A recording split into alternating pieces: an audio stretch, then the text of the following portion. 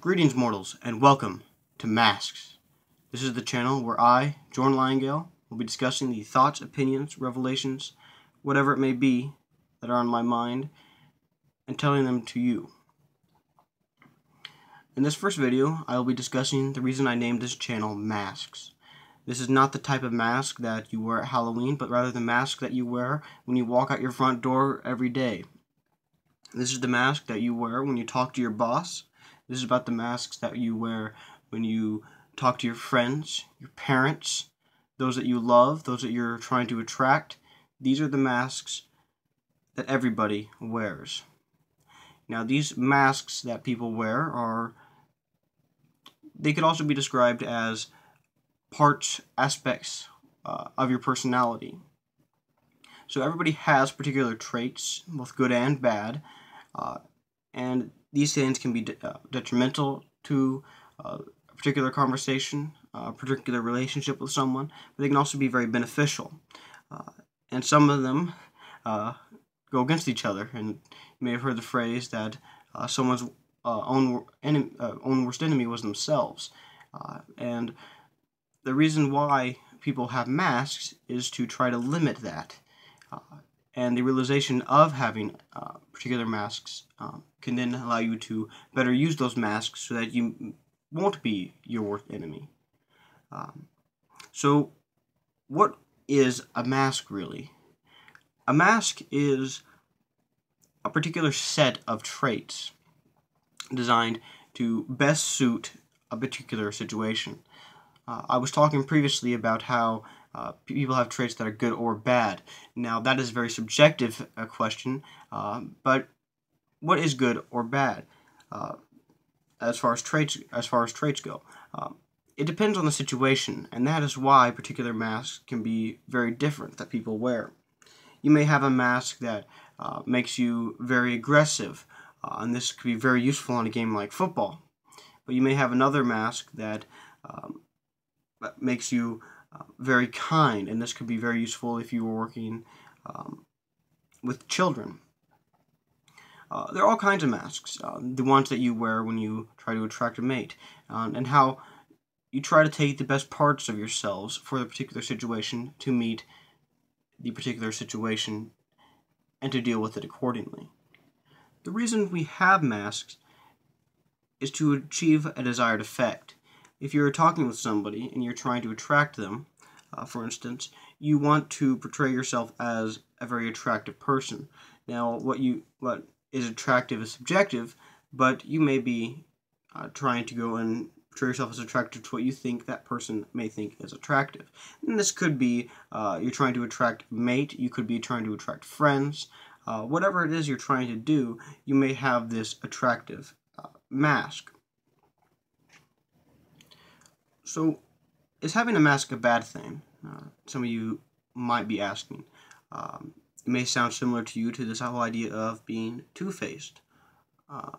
And it is not like being two-faced.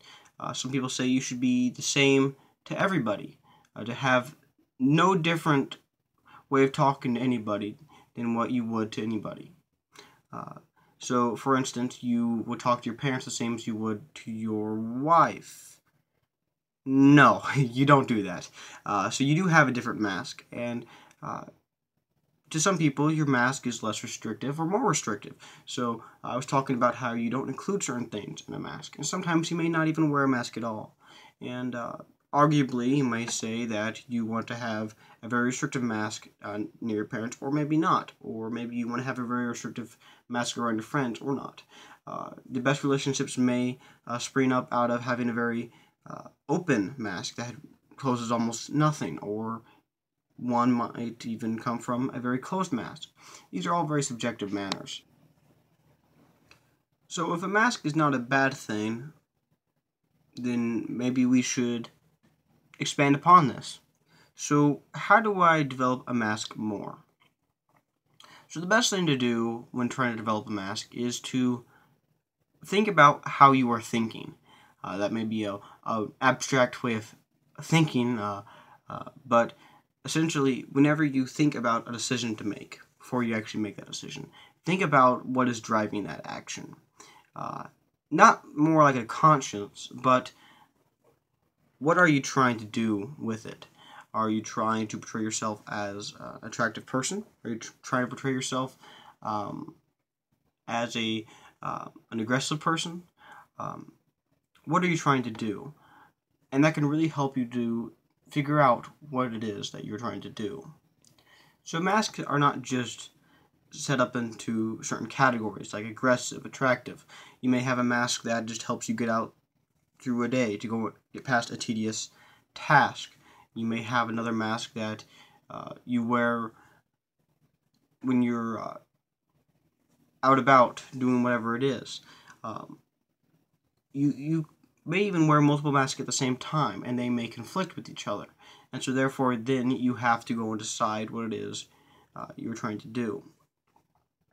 So the best way to use these masks is to figure out what a particular mask is saying, because each mask will have different personality traits, and then therefore will have different aspects that it will want to use. And so you have your personal self, but then you have your attractive mask. And so the personal self may be wanting to say this one thing to a person, but the attractive self says that, no, that won't be attractive. And so you say something else, something to try to attract that mate. So what should you do with these masks? Should you use them? Shouldn't you? Am I using them too much? Am I using them too little? I feel that everyone has their own masks that they wear to deal with certain people, whether it be their spouse, friends, particular group, club, whatever it is. People have different masks for how they deal with them, and sometimes they're the same mask for the two different groups. These masks should not be scoffed at, and so they should be used, but neither should they be used completely. There is a point where you need to go and take off your masks and be your true 100% self.